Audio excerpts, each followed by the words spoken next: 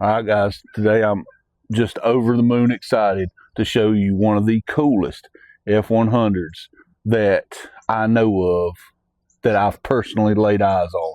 Is there anything cool out there? There's always somebody doing something new, right, and innovative, right? But as far as what I've personally put my hands on and seen, this is one of the coolest ones. So I've got about a 2.5 hour drive to get to this. But before the intro, I'm going to leave you with one question to ponder, and hopefully it gets you just as excited to see this.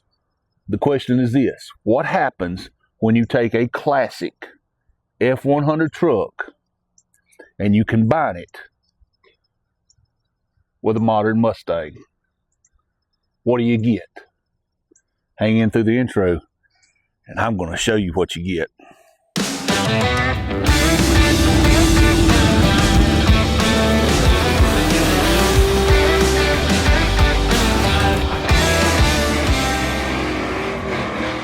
I'd say he's a nut job.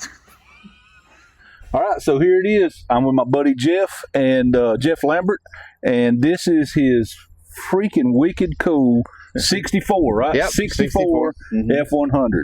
Yep. So I guess we'll start. What made you pick this truck? Was you looking for a 64, or did you just find a good deal on one and decide you wanted to build one? No, there was a guy that had this truck. He had this truck, and it was just a cab, the fenders, and the bed. That's all it was. Okay. It had tailgate, but no hood, no frame. Had the bumpers. The doors was on it.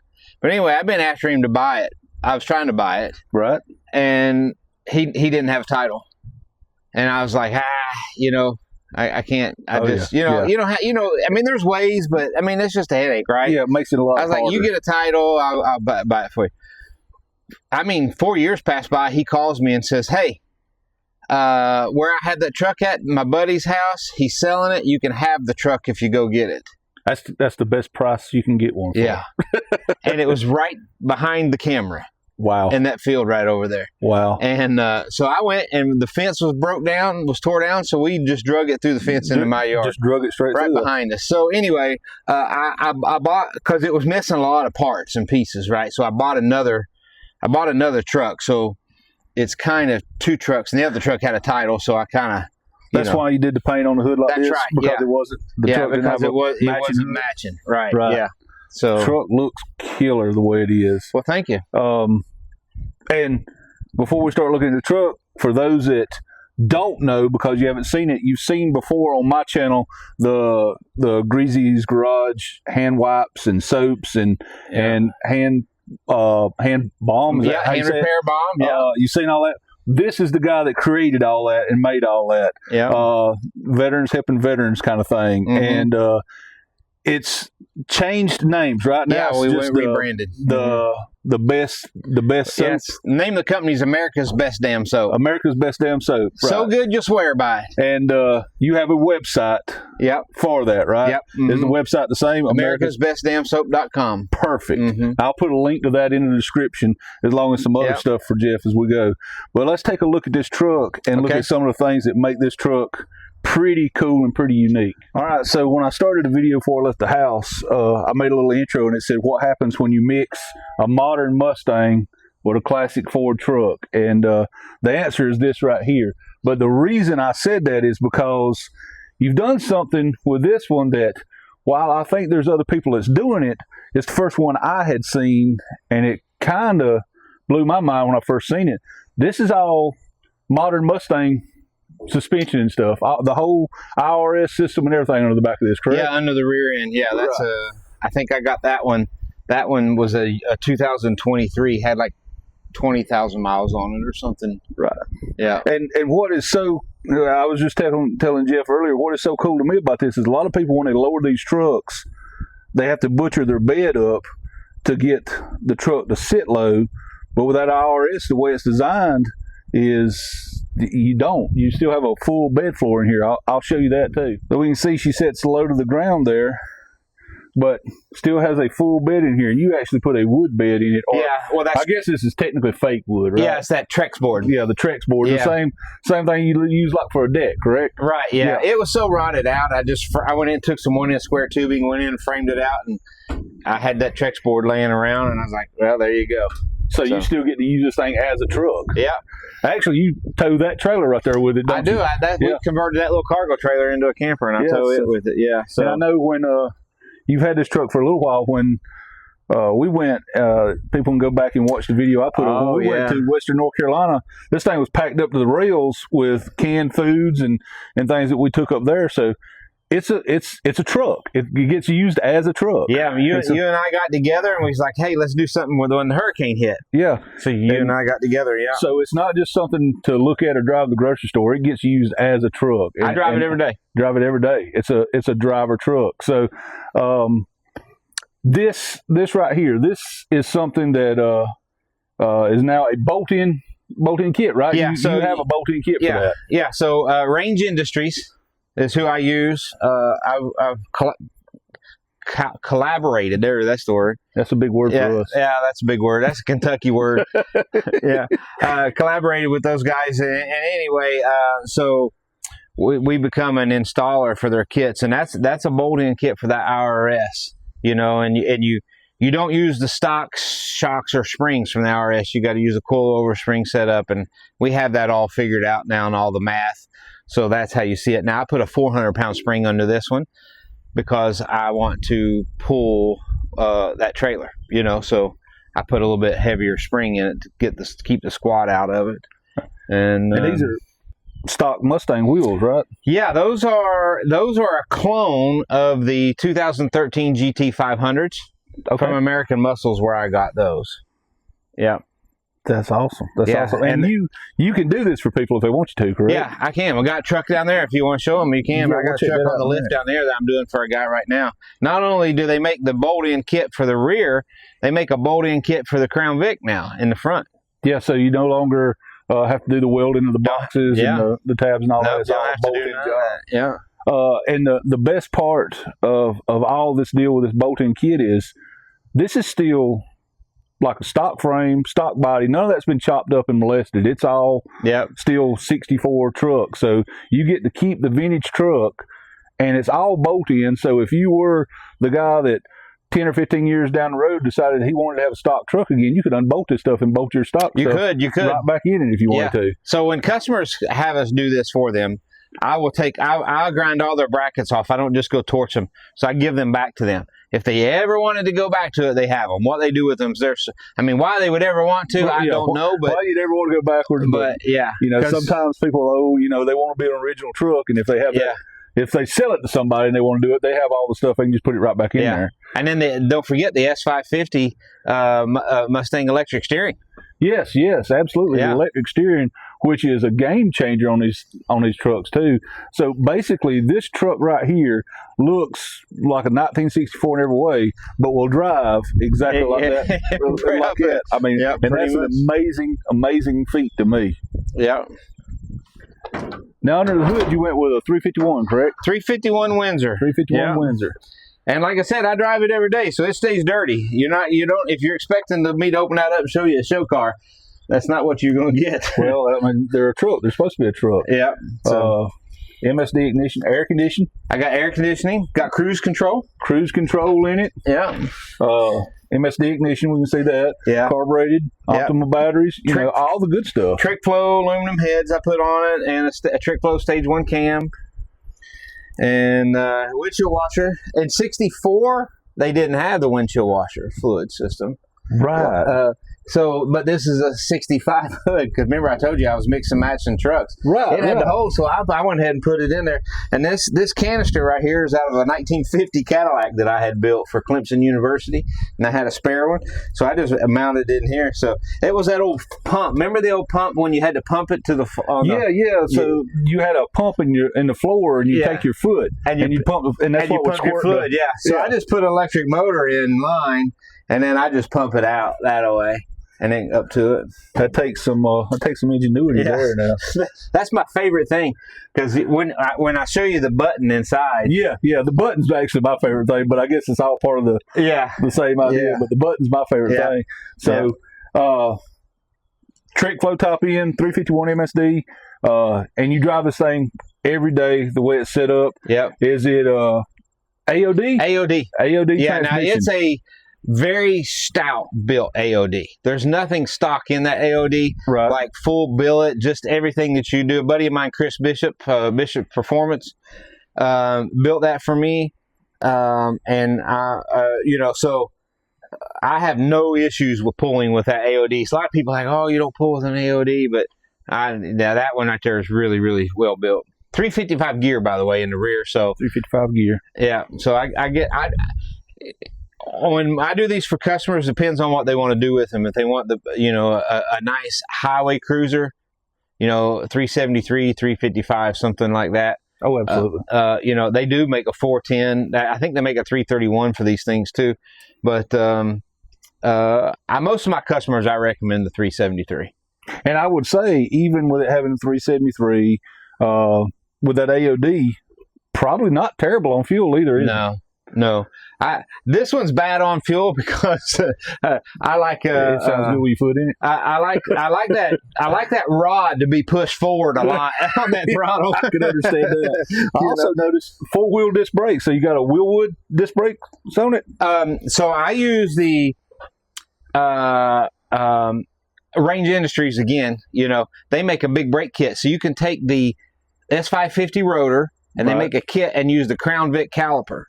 Okay. And so it's got the big brake kit on it from an S550, the rotor. If anybody out there that ever does that and wants to do that, they sell the rotor, or you can buy the S550 and you got to put it in the lathe and turn 30 thousandths out of the center. Okay. So it'll fit over the spindle, nut and all that. Right. But if you do that, they sell a big brake kit that you can put the big brake kit on. They said it increases. I forget the number. If I say it, I'm going to be wrong, but I think it said it was 20% better braking. To me, it felt like it was 50 or 60. Considering this truck with a 4-wheel drum brake, this truck probably stops on a dime, even towing this trailer, doesn't it? Yep, it does. And I never knew what the truck weighed until the other day, and I found out. Okay. With me in it was 4,380 pounds. 4,300 pounds. Yeah, because I had to go to the dump the other day. And these trucks were heavier than they looked anyway. I think, I don't know, I'll have to look it up at some point, but I looked it up at one time, and I think these trucks were close to like 38 anyway, somewhere in that neighborhood. Probably. So considering you've put all the more modern stuff under it, and got, again, the handling and drivability you got with the IRS, the Crown Vic, and of course the Windsor Power Plant, AOD. You've got a combination that you can drive across the United States if you wanted to. You're a drag racer, and so am I. So what's the telltale, for me, a telltale sign anyway for a nice drag car? No matter how heavy it is, if you can get in and just roll it, and it just roll real free. If I was going there and put this thing in, you and I could roll this anywhere we want, and it's 4,300 pounds. That's how well that suspension is, and that independent suspension. And that shows the geometry is spot on. That's right, exactly. Because if the geometry wasn't right, it wouldn't roll that well. You'd have to force it. Yeah. And the nice thing about the range kits, which we keep talking about, but the nice thing about them is when you put that IRS in the rear, they automatically build in for you, a 3-degree pinion angle. So it's all already built in. So then you just know you got to put your transmission in, which always check it because there's always variables, right? Correct. This one ended up like 2.5. So, but when you put the transmission in, you pretty much know about where you got to be. Now, speaking of the Range Industry stuff with the kit they use, and that's what you used on this, is this the ride height as it's bolted in, or do you have to adjust the ride height to get here? Now the nice thing about this is a stock Crown Vic front end, so it's the stock spring, stock shock, everything. I didn't do anything to it. But the rear. Now, let me put an asterisk here for you. Range Industry says you use a 10-inch spring. Right. Okay? I use an 8-inch spring. Okay. Because I like to have that little bit of extra 2 inches to play with to get my ride height. So I adjusted ride height with a coilover shock with an 8-inch spring. And it's dead level too. I don't know if it shows up great on camera, but that truck's sitting dead level I think the perfect ride height, any lower than that, it would be almost where you couldn't really use it as a truck. Well, some guys like them lower, but another thing too, if people are doing that rear end, let me tell you, the number one question I get was, well, you got to Z my frame, notch the frame, And I'm like, no, you don't notch the frame with these. This is a subframe that gets bolted up to your frame. Right, and that goes back to what I was mentioning earlier with not losing any of your bed. I see a lot of these trucks when they do this, they have this huge hump in the middle of the bed. Especially if they're putting it on the Crown Vic chassis itself. Right. You have to do that. Yeah, and they cut their bed up, and it makes it so other than going to the grocery store, you really can't do a whole lot. This still has a full bed in it. You can do anything you want to as far as hauling anything. Yeah, now we put a 69 Mustang gas tank in the frame rail.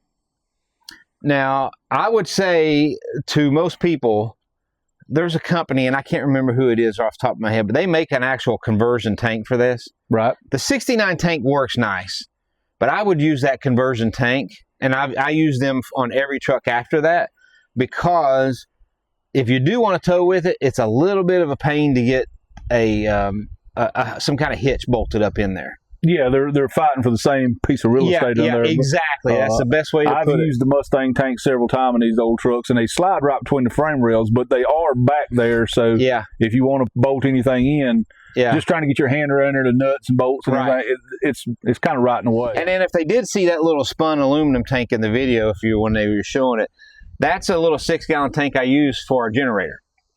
So, and I carry fuel, but I can tell you, it's come in pretty handy for that. I'm on the side of the road and ran out of gas. Well, now with running a factory Mustang tank, you can run your factory fuel gauge, right? Yes, you could. Yeah, but I put autometer gauges in it, but yeah, you could. Well, I mean, depends on the ohms. I don't know what the ohms are on a 69. That's true. I guess it would be that. Well, let's take a look at the interior since you mentioned the gauges and all, because the interior in this thing is just as awesome as the exterior is. Well, my favorite thing on this truck, and you're going to see it in the interior when we get over there, but my favorite thing is the cruise control and my Ray Charles button. Yeah, the button is one of my favorite things as well. I absolutely love this seat as well. I mean, it matches the theme of the truck so well. Yeah, and if you look from the front back, you'll see the stripes and the white and red stripes match each other. Yep. I don't know if it show up on video or not. They almost dead even line up across through there. Yeah, we did that. But that's some great forethought right there. Well, see, this hood, I stripped this hood just for people that don't know. I stripped this hood to bare metal, and then I painted the flag on it. And I put some red oxide primer under it so it looks like rust under, to kind of match the rest of the truck. And then I put the flag on there, and then I covered that flag up with the Caribbean turquoise. And then I sanded it all off. I wanted you to walk up and say, man, was that under the paint? And that's what I wanted you to say. Now, to be clear, the rest of this truck, that's pretty much the way you found. Yeah, if you see this gray right here, because people don't know this, but you helped me. Yeah, I did. Because I was sanding while you were taping, remember? Yeah, I did help you with that. Yeah, so they probably have never seen it, but it was gray from here down, but it was some old kind of house paint or something. So I was going around with 600, cutting all that off, because I didn't want it there. And it had the beautiful turquoise. Yeah, and it had the turquoise under it. And I put cab corners on it, and then so I took just a can of spray paint, and I just blended it into the bed when I put the cab corners in. So, I know there's a lot of people out there that scream fake patina sometimes, but I just wanted to be clear that 90% of this truck is the way it was. It was just the hood didn't match, so you had to make the hood match, and a couple of little things, repair cab corners and things, and you just blended them in to match the rest of the truck. And that's a Euro clear. That's a 2-to-1, 66% solid Euro clear that I put on that truck. Yeah, so it'll look like that forever. Yeah, hopefully. That truck will always look like that. Yeah, hopefully. Look at this. All right, so. It's absolutely amazing interior. There's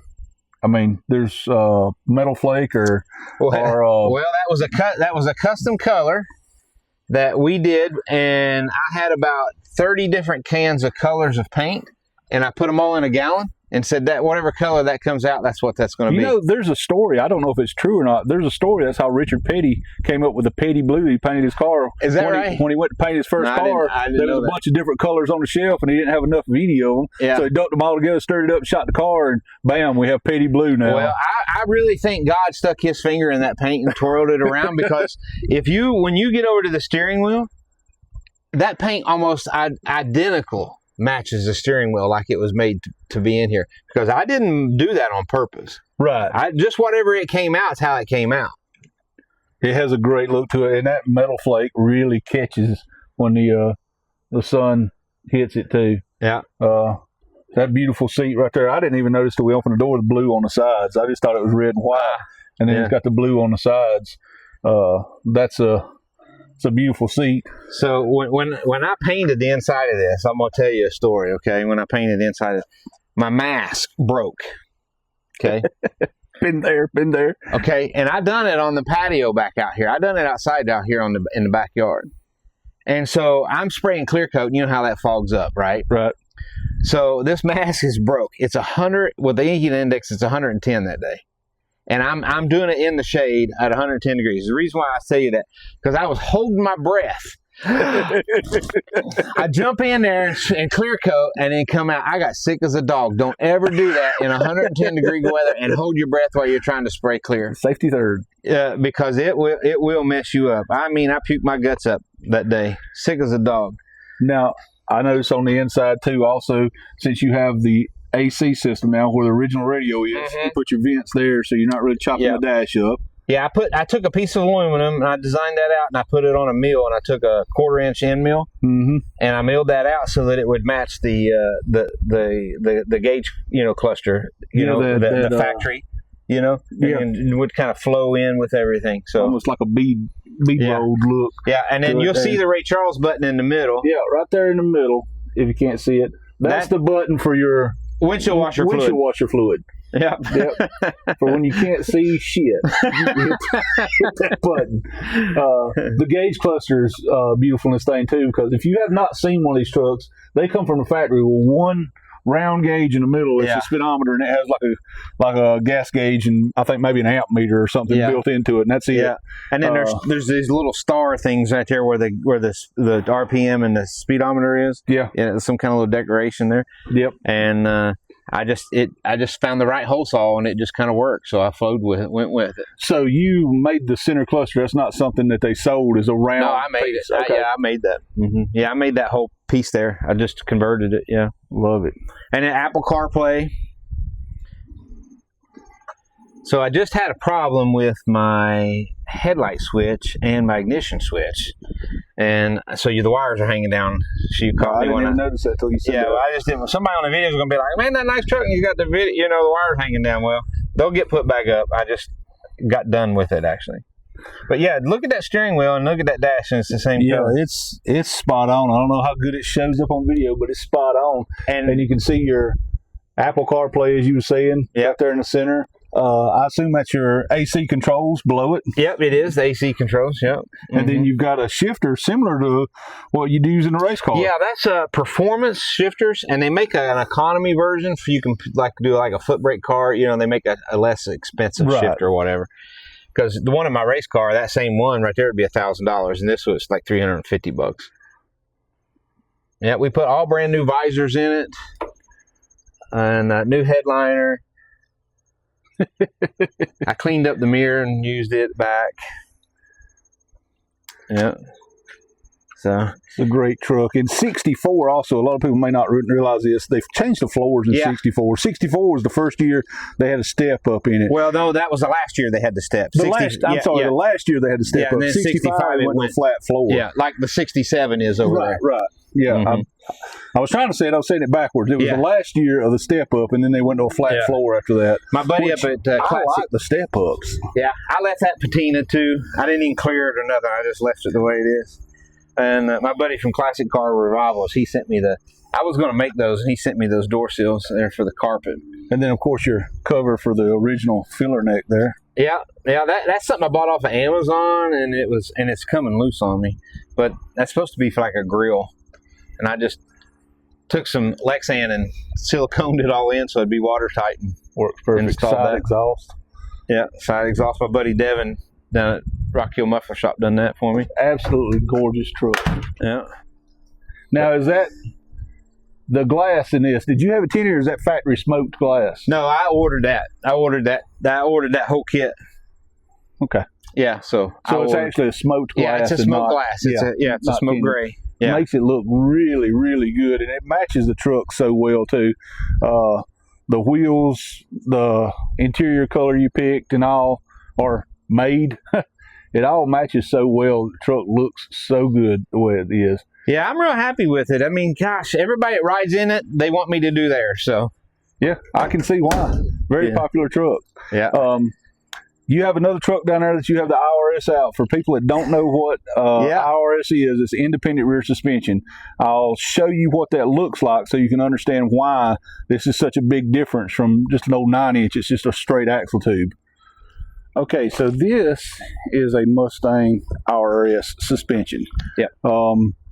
Instead of having just one long tube with like a chunk in the middle like a 9-inch, this has Basically CV axles. basically CV axles. They can swivel out here, or move out here and here, inner and outer, Mhm. so that you don't have to rob all your bed space. You can set this up, and then these move independently of these. So you Yep. can just set these in the frame rails where they are. Yep. There's 4 bolts right here. And again, we'll say that you do now have a kit that you offer that makes that a bolt-in Yep. into the classic trucks. Yep. Now, you were saying you do not use these shocks, right? Nope, do not use those shocks. Those will come out. And we put a coilover shock in. And you go to a coilover shock. Yeah. And I done a complete video on my YouTube channel, which you'll probably I'll link to put it. a link to your YouTube But yeah, channel in here. The full build on your 64s. Yeah, on your the full channel as build well. on that truck's there. Yeah, Right. so you can see me install all this stuff. But real quick, use a 12-inch ride height spring. So you want 14 extended, Right. 10. You know. Now, what I'm I trying to will say. say with these, unless I may be wrong, and you can correct me, with this setup, you will need to do a four-wheel alignment now as well, right? Yeah. Okay. Yeah. So one of the things that I do that a lot of people don't do on these is they make a kit right here that you can take this out and make that an eccentric camber like Like a Heim joint. bolt. Okay. And then oh, you okay. can- you okay. can- Yeah, I know what you're saying. you can Eccentric adjust. bolt. So you can adjust this out more. Mhm. So if there's a little bit of tire clearance problems you have on that bed, my guy has done enough of these for me. He knows that he can pull everything in just a little bit. There's a little bit of squeeze room right there, and Awesome. then get that adjusted. Anyway, Awesome. So- Awesome. And you're actually doing one on a truck. yeah, I got one on the lift right now. Let's look at this. Yeah, so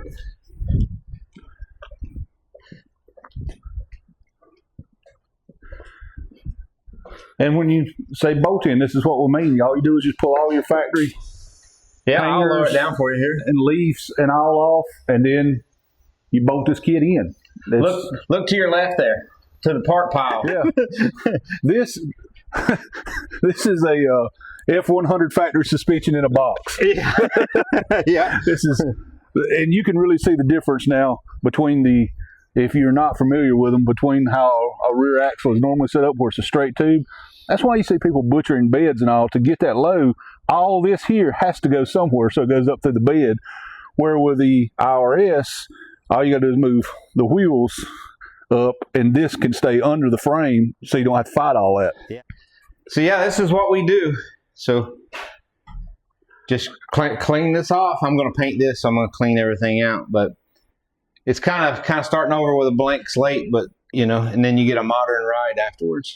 Yep. And again, as we've said several times, all bolt in, so it makes it possible that if somebody wanted to buy parts from you or Yep, whoever, yep, they you could can. buy the parts. And if they had a garage and a place they could tackle the job, they could do it. I mean, some people get intimidated by tearing something down that far, but at the end of the day, this is probably the best and easiest way to get a modern ride and to get a low truck all at the same time. Yeah. So if you bring them up here, I'll show them real quick. I'll show them exactly. Yep. So there's going to be a bracket, and you're going to use these two. This is where your spring perch was. Yep.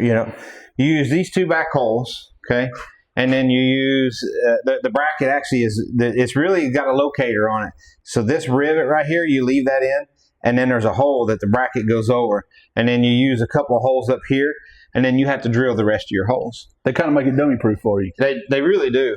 Yeah. And it's kind of hard to, to kind of figure it out. It's kind of hard to get them wrong side to side. Right. But yeah, you use these two holes right here. You swing that thing up, and it bolts up against the bottom of the frame.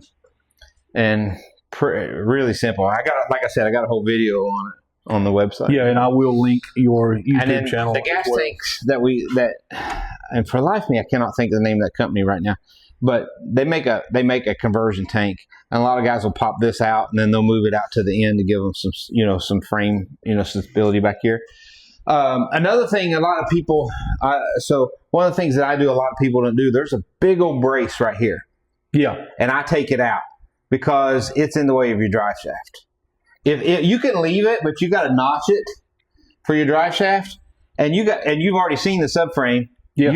When you're bolting here to there, you're basically putting a brace back in. Yeah, you're putting one right back in. You're putting two in the place, so really, because it's that IRS is boxed in. So I cut that out and leave it, and I give it to the customer and let them take off with it. Yeah, so they'll have all their stuff with them. And then, of course, the same thing on the front with the Crown Vic. Yeah, you can see I was working when you showed up, so I had to look at the floor. But, I just got done dropping that whole front end out, and now I got the plasma cutter out, and I cut the heads off of the bolts, and then I use an air hammer and knock those out. So I'll take that whole front end. Before I take this cross piece out, I'll weld this a bar across here. Yep. Just in case it wanted to move. And then that all gets cut out, everything. Even the plate here for the steering box, because you got to put that lower control arm on the Ranges kit. They got the lower control arm rear mount. Plus, you don't have a steering box once you do that, because you got a steering rack now anyway. So and this guy here wants me to put in a new steering column for him. And now, can a person use their factory column? Yeah, you can. You can. You just got to modify this. You got to modify this to go to some kind of like a double D, like a double D. Because especially if you're going to the electric rack and pinion, because that electric rack and pinion. And they make it, but it's a triangle like type fitting that Ford makes, and they make a U-joint that goes on that. Right, it converts that to basically a shaft. Yeah, basically. Yeah, you're going to turn that into the end of that. Actually, I have a right here, and you can kind of see that that's kind of like a triangle pattern. It's flat in three sides. Right, and they make a U-joint that goes right over top of that. And the great thing with this also is, like we were just talking about, how you could use a stock column. You could use a stock column. You could use the stock column, convert it to the shaft, and then you would have electric steering, but you could keep the inside of your truck. Looking factory. Looking factory. Yeah. All right. So if I wanted to have my truck done, I could bring my truck to you, and you would do my truck. Yeah. What would be the process? Or what would be the journey in that? How would I bring you my truck? How would you want to get the truck? Yeah. Those kind of things. So the first question I'm going to ask you is, I want you to measure the outside of your frame to the outside of your frame. Okay. Believe it or not, for some weird reason, Ford decided to throw a 38-inch wide frame or a 34-inch wide frame under these trucks about 71. It's when they just ran them. I don't understand it. I don't know why, but they did. We have said before, Ford will do stuff for no reason. Just throw stuff in there. And then like 73, they went to a 38-inch wide frame. Right. And it may very well be that they were planning on doing that, so they had some frames that they'd started making. Maybe it started experimenting. Yeah. So first question I'm going to ask you is if it's 34 or 38. The reason why I'm asking that is because if you want me to do the rear, depends on which kit I use. I got a 34-inch kit and I got a 38-inch kit. Right. Okay. So, not counting parts, labor only, I charge $1,000 to put a front and a rear in. Front and rear. Front and rear. I can put a Crown Vic under the front and IRS under the rear. $1,000 makes her a roller. Yeah. Now, depending on how you bring me the truck, on how much it's going to cost. If you brought me the truck like this would be $1,000. Okay, I'll put it in. But if you don't bring me the truck like this, and you don't just bring me a frame, and I got to start, and you want it painted or anything else you want done, we're $100 an hour. Right, you got to add in for labor. Yeah. So if somebody wants to bring you a truck, already stripped down. Yep. For $1,000, they can be rolling on a modern suspension. On a modern suspension. And not only that, that gets them their brake line, their brake hose from the IRS attached to the frame already. Okay, and that also gets them, I convert their yoke over to a 1350 U-joint yoke. Oh, okay. I convert that over for them. That also, if they want to buy those parts, that includes that in that price as well. And I also put that aftermarket upper control arm adjustment for alignment on it for them as well. Now, to be clear, $1,000 is the labor to do it. Yep. Yeah. You're not getting the suspension and the IRS and everything and the labor for $1,000. You could be between, depending, because the customer is going to have to go source them parts for the most part. Right. But if I have to source them, not counting our bracketry, but I'm talking about the IRS and the Crown Vic, they'll have to go source those things, and I can help them source them if they want. But altogether in parts alone, you can be somewhere between, depending on there's a lot of depends. Right. But you could be $3,500 to $6,000 just in the parts to do that with. Right. And then, again, it all depends. I mean, if your cousin owns a junkyard, you may be able to get parts a lot cheaper, you know? So, yeah. But, yeah, I mean, so that's not a big investment to have a vehicle that rides like a modern vehicle but keeps that classic look, drives good, stops good, has a good stance. I mean, there's really no downside to it. So all you got to do is come down here and drive my truck. You'll be hooked. Oh, yeah, absolutely. Yeah. Absolutely. And if you go back to the video that we went to North Carolina, I was behind him, and you can see in that video that truck going through the curves and things, and it's just like driving a modern Mustang. It just sits there, goes through the curves. It does not care. It drives good. It rides good. Yeah, so absolutely great. That was right after we put that truck on the road too. Yeah, I think you had just got that. That was like the first long trip in that truck, and we were having head problems. Remember, I had stock heads on it at that time. Yeah, and I didn't even know it. There was all kinds of rattling. Yep. That was very much an early stage of that truck, and it still was a great performer. And now I've driven it up into Virginia. We're headed back to Kentucky, going to pull the camper up there.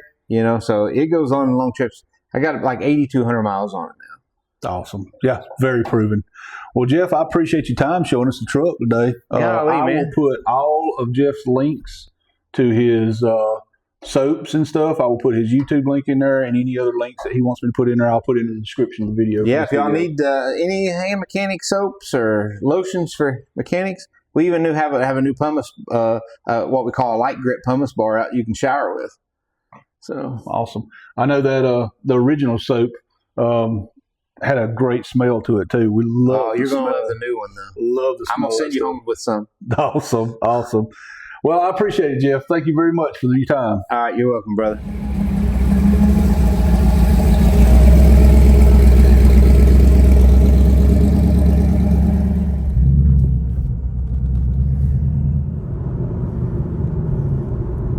There you go, guys. Answering the question, what happens when you marry a classic Ford truck with a modern Mustang? Well, you get something like Jeff Lambert's wicked cool 64 F100. Now, you guys have to let me know if you like this kind of video. I've never done an interview style kind of video before, so you'll have to let me know what you think of it, and if that's something you liked and may want to see again in the future. You'll just have to let me know. So let me know, what did you think of Jeff's 64 F100? Is that not a wicked cool truck? Modern suspension all the way under it. That thing handles like it's on rails. Now imagine if you wanted to go the extra mile and put, say, a Coyote and say a 6-speed. I need to quit talking before I start having to hand Jeff a blank check. But I will include links to all his stuff in the description of the video. You can contact him if you want him to build you a truck, if you want parts to build a truck, some of his hand soaps, which I can testify is absolutely amazing products, or anything else. Check out his website. He's got some cool stuff going on. And again, the guy is a mad genius when it comes to building these old F100s. But I thought enough of that truck that I wanted to show everybody that truck. So remember to like, share, comment. Hey, if you are subscribed and you want to be notified when new videos come out like this, there's a little bell there somewhere. Click that bell. It'll give you a notification on your phone or whatever when these new videos come out. Please share these videos. That's what drives them, right? Comment on these videos. God bless you guys. I hope the Lord bless you more today than he did yesterday. Guys, oh man, we've got a few more days and we live on an epic adventure that I think you guys are going to like when you see the video. Between now and then, we've got some rust repair to do. God bless you guys. Hope the Lord bless you more today than he did yesterday. To him be the glory, guys. We will see you on the next one. And give us a little thumbs up there or something. We'll see you guys.